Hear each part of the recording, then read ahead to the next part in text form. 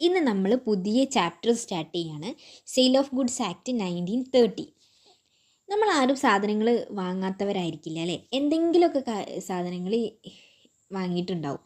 ഈ items goods വാങ്ങുന്നതിൽ എന്താ സംഭവിക്കുന്നത്? നമ്മൾ ഒരു ഷോപ്പ്, ഒരു കടക്കാരന് ക്യാഷ് കൊടുക്കുന്നു, അവർ നമുക്ക് പകരം സാധനം തരുന്നു. ഇപ്പോൾ ഒരു മൊബൈൽ ഫോണാണ് നമ്മൾ മേടിക്കുന്നത് വിചാരിക്കാം.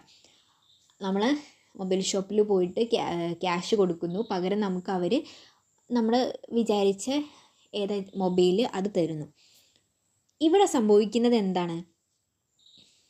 നമ്മൾ ആ മൊബൈലിൻ്റെ ഓണർഷിപ്പ് വാങ്ങുകയാണ്. ഇതിനെയാണ് സെയിൽ ഓഫ് ഗുഡ്സ് ആക്ട് എന്ന് പറയുന്നത്. 1913 മുൻപ് ഗുഡ്സ് വാങ്ങുന്നതും വിൽക്കുന്നതും ഇന്ത്യൻ കോൺട്രാക്റ്റ് ആക്ട് 1872 പ്രകാരമായിരുന്നു. എന്നാൽ സെയിൽ ചെയ്യുന്നതും വാങ്ങുന്നതിനെയും നിയമങ്ങൾ കൂടുതൽ വ്യക്തമായി പറയാനാണ് സെയിൽ ഓഫ് ഗുഡ്സ് ആക്ട് നിലവിൽ വന്നത്. എന്നാണ് നിലവിൽ വന്നത്? 1930 നിലവിൽ വന്നത്. മെയിനായിട്ട് ഒബ്ജക്റ്റീവ് എന്താണ് സെയിൽ ഓഫ് ഗുഡ്സിൻ്റെ?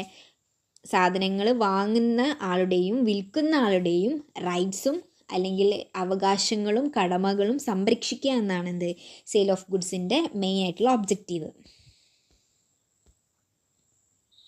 നിങ്ങൾക്ക് സ്ക്രീനിൽ കാണാൻ പറ്റും കുറച്ച് ഇമ്പോർട്ടൻസ് ഡെഫിനിഷൻസ് തന്നിട്ടുള്ളത്. ഇതൊക്കെ ഇമ്പോർട്ടൻസ് ആണ്, പക്ഷെ അത്രയും ഇമ്പോർട്ടൻ്റ് ഉള്ള ഗുഡ്സ് എന്താണെന്ന് നമുക്ക് നോക്കാം. ബാക്കി വരുന്ന ഡെഫിനിഷൻസ് നിങ്ങൾ വായിക്കുക, മനസ്സിലാക്കുക. ഇപ്പോൾ ഗുഡ്സിൻ്റെ ഡെഫിനിഷൻസ് നമുക്ക് നോക്കാം.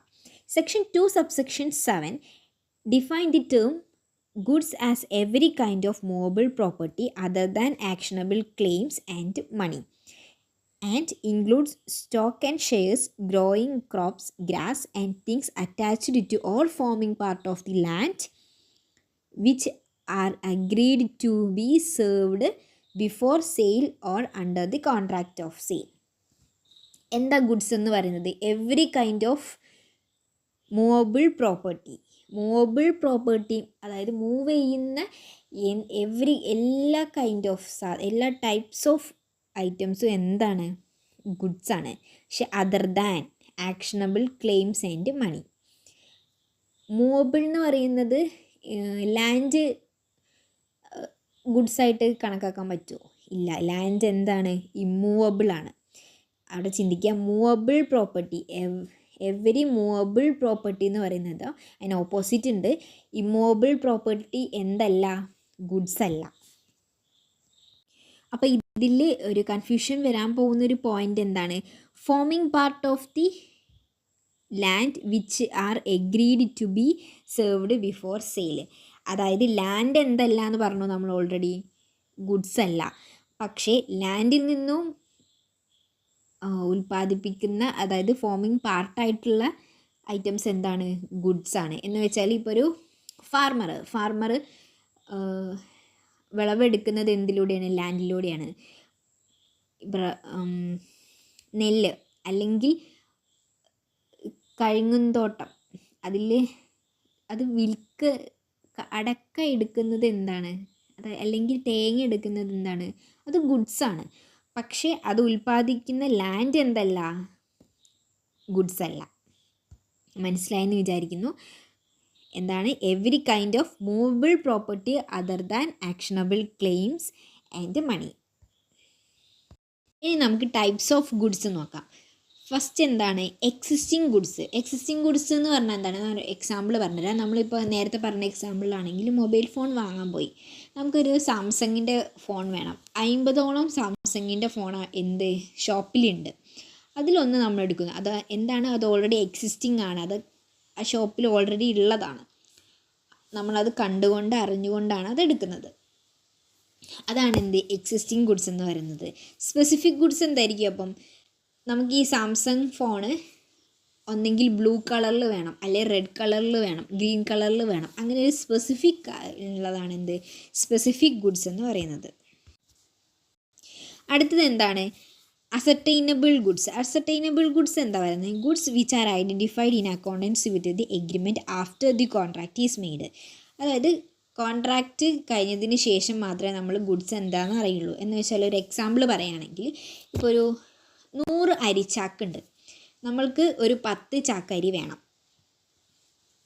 നമ്മളെ കോൺട്രാക്റ്റ് അതാണ്, എന്ത് 10 ചാക്കരി. പക്ഷെ ആ 10 ചാക്ക് ഏതാണെന്ന് നമുക്കറിയില്ല. അത് കോൺട്രാക്റ്റിന് ശേഷം നമുക്ക് അറിയാൻ പറ്റുള്ളൂ. ഇതാണ് എന്ത് അസർട്ടൈനബിൾ ഗുഡ്സ് എന്ന് പറയുന്നത്. അൺഅസർട്ടൈനബിൾ ഗുഡ്സ് എന്ന് പറഞ്ഞാൽ എന്താണ്? Goods which are not specifically identified at the time of the contract of sale. Contract of sale നടക്കുന്ന സമയത്ത് ഐഡൻറ്റിഫൈ ചെയ്തിട്ടുണ്ടാവില്ല ഗുഡ്സ് ഏതാണെന്ന്. ഇപ്പോൾ എക്സാമ്പിൾ പറയുകയാണെങ്കിൽ എനിക്കിപ്പോൾ ഒരു 5 കിലോ പഞ്ചസാര വേണം. ആ പഞ്ചസാര ഏത് ചാക്കിൽ നിന്ന് കൊടുക്കും ഇതുവരെ തീരുമാനിച്ചിട്ടുണ്ടാവില്ല കോൺട്രാക്റ്റിൻ്റെ സമയത്ത്. ആഫ്റ്റർ കോൺട്രാക്റ്റാണ് എന്ത് നമുക്ക് ആ സാധനം കിട്ടുന്നത്. അതിനെയാണ് എന്ത് അൺഅസർട്ടൈനബിൾ ഗുഡ്സ് എന്ന് പറയുന്നത്. നെക്സ്റ്റ് എന്താണ്? Future goods. Section 2 subsection 6 define the phrase future goods as goods to be manufactured or produced or acquired by the seller after making of the contract of sale.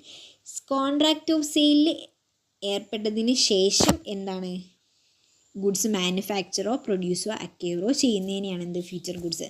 For example പറയുകയാണെങ്കിൽ എനിക്കിപ്പോൾ ഒരു ആക്റ്റീവയോ അല്ലെങ്കിൽ ബൈക്കോ വേണം. നമ്മളത് ഈ ബൈക്കുകളൊക്കെയാണ് നമ്മളെന്താണ് കുറച്ച് മുന്നേ ബുക്ക് ചെയ്യും.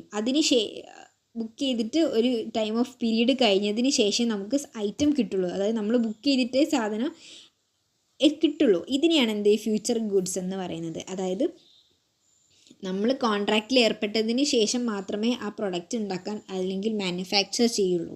ഇതിനെയാണ് എന്ത് ഫ്യൂച്ചർ ഗുഡ്സ് എന്ന് പറയുന്നത്. അടുത്ത ടൈപ്പ് എന്താണ്?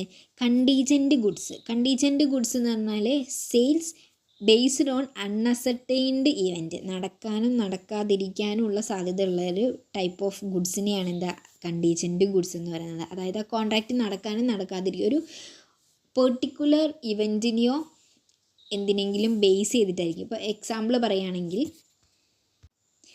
മഴ പെയ്യുകയാണെങ്കിൽ ഞാൻ കുട മേടിക്കാം. ഒരു പെർട്ടിക്കുലർ ഷോപ്പിലുള്ള സെയിൽസ്മാനോട് പറയുകയാണ് മഴ പെയ്യുകയാണെങ്കിൽ ഞാൻ കുട മേടിക്കാം.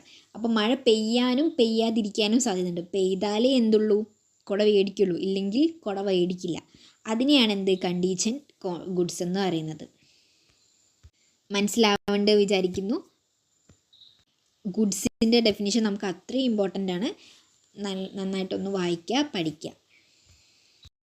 നമുക്ക് section 4 subsection 1 contract of sale. A contract of sale of goods is a contract whereby the seller transfers or agrees to transfer the property in goods to the buyer for a price. ഒരു fixed പ്രൈസിൻ്റെ ഒരു കൺസിഡറേഷൻ്റെ ബേസിസിൽ ബയ്യർക്ക് seller goods അല്ലെങ്കിൽ ഒരു property transfer ചെയ്യാം അല്ലെങ്കിൽ agree to transfer. ആ കോൺട്രാക്റ്റിനെയാണ് എന്ത് contract of sale എന്ന് പറയുന്നത്.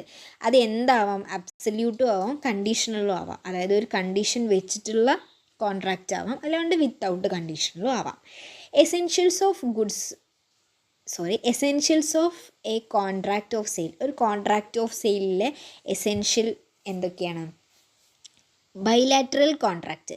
എന്താണ് bilateral contract? The property in goods has to pass from one party to another. ആ പ്രോപ്പർട്ടി ഒരു പാർട്ടിയിൽ നിന്ന് അനദർ പാർട്ടിയിലേക്ക് transfer. Minimum 2 parties must be there. അവിടെ എന്താണ് 2 പാർട്ടിയെങ്കിലും മിനിമം ഉണ്ടായിരിക്കണം. Joint sellers can also be there. Joint സെല്ലേഴ്സും ഉണ്ടാവാം. രണ്ടാമത്തെ പോയിന്റ് എന്താണ്? Transfer of property or ownership transfer ചെയ്യും. പ്രോപ്പർട്ടിയോ ഓണർഷിപ്പോ ട്രാൻസ്ഫർ ചെയ്യപ്പെടും. The object of a contract of sale must be the transfer of property and ownership in goods from one person to another. ഒരു പേഴ്സണിൽ നിന്ന് മറ്റൊരു പേഴ്സണിലേക്ക് എന്ത് ചെയ്യും? ഓണർഷിപ്പ് ട്രാൻസ്ഫർ ആവും. 3 ഗുഡ്സ് അത് മസ്റ്റാണ്. ഒരു മൂവബിൾ പ്രോപ്പർട്ടി, ഒരു മൂവബിൾ ഗുഡ്സ് എന്താണ് അവിടെ വിസിബിൾ ആയിരിക്കും. 4 എന്താണ്? പ്രൈസ്. കൺസിഡറേഷൻ എപ്പോഴും എന്തായിരിക്കും? മണി ആയിരിക്കും.